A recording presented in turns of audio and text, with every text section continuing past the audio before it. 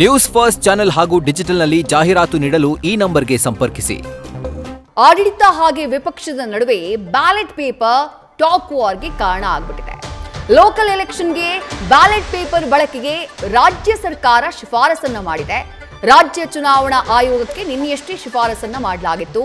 Vote ಚೋರಿ ಬಗ್ಗೆ ಕೇಂದ್ರ ಮಟ್ಟದಲ್ಲಿ ಆರೋಪವನ್ನ ಮಾಡಿರುವಂತಹ ಕಾಂಗ್ರೆಸ್ ರಾಜ್ಯದಲ್ಲಿ ಸ್ಥಳೀಯ ಸಂಸ್ಥೆಗಳ ಚುನಾವಣೆಯಲ್ಲಿ ಬ್ಯಾಲೆಟ್ ಪೇಪರ್ನೇ ಬಳಕೆ ಮಾಡಬೇಕು ಅನ್ನುವಂತಹ ಶಿಫಾರಸನ್ನ ಮಾಡಿದೆ. ಆದರೆ ರಾಜ್ಯ ಸರ್ಕಾರದ ಈ ಶಿಫಾರಸಿಗೆ ಬಿಜೆಪಿ ನಾಯಕರು ತೀವ್ರ ಆಕ್ಷೇಪವನ್ನ ವ್ಯಕ್ತಪಡಿಸಿದ್ದಾರೆ.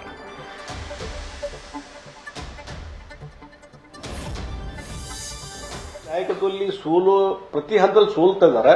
ಅದಕ್ಕೊಂದು ಕಾರಣ ಹುಡುಕ್ತದೆ. ಅದಕ್ಕೆ ರಾಹುಲ್ ಗಾಂಧಿ ಕಾರಣ ಅಲ್ಲ, ಅದಕ್ಕೆ ಇಲೆಕ್ಟ್ರಾನಿಕ್ ಇದಕ್ಕೆ ಕಾರಣ ಅನ್ನುವಂಥ ಕಂಪ್ಯೂಟರ್ ಮುಖಾಂತರ ಏನು ವೋಟಿಂಗ್ ಇದೆಯಲ್ಲ ಇವಿಸು ಇದೇ ಕಾರಣ ಅನ್ನುವಂಥ ರೀತಿಯಲ್ಲಿ ಅವ್ರು ಬಿಂಬನೆ ಮಾಡ್ಲಿಕ್ಕೆ ಕೊಟ್ಟಿದ್ದಾರೆ. ಈಗ ಅದು ಒಂದು ಕಡೆ. ಈಗ ಅಲ್ಲಿ ಬಿಹಾರ ಮತ್ತು ಬೇರೆ ಬೇರೆ ರಾಜ್ಯಗಳಲ್ಲಿ ಸ್ಟಾರ್ಟ್ ಮಾಡಿದ್ದಾರೆ. ಈ ವೋಟನ್ನ ಕೊಟ್ಟಿ ಮತದಾನ ಕೊಟ್ಟಿ ಇದನ್ನು ವೋಟರ್ ಲಿಸ್ಟ್ ಸೇರಿಸಿದ್ದಾರೆ ಅನ್ನುವಂಥದ್ದು ಅದು ಸ್ಟಾರ್ಟ್ ಆಗಿದೆ ಒಂದು ಕ್ಯಾಂಪೇನ್. ಅಂದ್ರೆ ಅವರು ಸೋಲಿಗೆ ಜನರ ವಿಶ್ವಾಸ ಕಳ್ಕೊಂಡಿದ್ದು ಸೋಲಿಗೆ ಮೂಲ ಕಾರಣ ಅನ್ನುವಂಥದ್ದು ಅನ್ನು ಬಿಂಬಿಸುವುದು ಬೇರೆ ರೀತಿಯಲ್ಲಿ ಬಿಂಬಿಸ್ಲಿಕ್ಕೆ ಇದೆಲ್ಲ ಹೊಂಟಿದ್ದಾರೆ. ಈಗ ಕರ್ನಾಟಕದಲ್ಲಿ ಇದೇ ಇವಿ ಯೂಸ್ ಮಾಡಿ 136 ಸೀಟ್ ಬಂದ್ರೆ ಕಾಂಗ್ರೆಸ್ ಅದಕ್ಕೇನು ಹೇಳ್ತಾರೆ ನಂಗೆ ಅದು ಅರ್ಥ ಆಗವಲ್ದು. ಎಲ್ಲಿ ಸೋಲ್ ಉಂಟಾರೆ ಹಂಗಾರೆ ಬೈ ಎಲೆಕ್ಷನ್ದಾಗ ಅವ್ರು ಗೆದ್ರಲ್ಲ, ಕೆಲವು ಎಲ್ಲ ಬೈ ಎಲೆಕ್ಷನ್ ಗೆದ್ದಾರಲ್ಲ. ಅವಾಗ ಇವಿನ ಇದ್ವು, ಅಸೆಂಬ್ಲಿ ಎಲೆಕ್ಷನ್ದಾಗ ಇವಿನ ಇದ್ವು. ಅವು ಬಿಜೆಪಿಯಾಗಿ ಸೋಲ್ತು ಕಾಂಗ್ರೆಸ್ ಯಾಕೆ ಗೆತ್ತು? ಇದು ಆತ್ಮಾವಲೋಕನ ಮಾಡ್ಕೋಬೇಕು. ಎಂಪಿ ಎಲೆಕ್ಷನ್ದಾಗ ನಾವು ಗೆದ್ವಿ ಬಿಜೆಪಿ. ಅದು ಜನರ ಮೆಂಟಾಲಿಟಿ. ಜನರು ಒಂದು ನ್ಯಾಷನಲ್ ಇಶ್ಯೂ ಅಂತ ತೆಗೆದುಕೊಂಡು ವೋಟ್ ಮಾಡ್ತಾರೆ. ಅಸೆಂಬ್ಲಿಯಲ್ಲಿ ಬೇರೆ ರೀತಿಯಲ್ಲಿ ಮಾಡ್ತಾರೆ. ಇವನ್ ಜಡ್ಪಿ ತಾಲೂಕ್ ಪಂಚಾಯತಿಯಲ್ಲಿ ಸದ್ಯಕ್ಕೆ ವೈಯಕ್ತಿಕವಾದಂತ ಒಂದು ವ್ಯಕ್ತಿತ್ವದ ಮೇಲೆ ಅಲ್ಲಿ ಚುನಾವಣೆ ಆಗ್ತದೆ. ಮೂಲಕ ಸ್ಥಳೀಯ ಸಂಸ್ಥೆಗಳಿಗೆ ಚುನಾವಣೆಯನ್ನು ನಡೆಸಲಿಕ್ಕೆ ಈ ಸರ್ಕಾರ ಹೋಗ್ತಾ ಇದೆ. ನಾನು ಒಂದು ಕೇಳೋದಕ್ಕೆ ಬಯಸ್ತೇನೆ ಸರ್ಕಾರಕ್ಕೆ, ಸಿದ್ದರಾಮಯ್ಯ ಅವರಿಗೆ, ಡಿ.ಕೆ. ಶಿವಕುಮಾರ್ ಅವರಿಗೆ.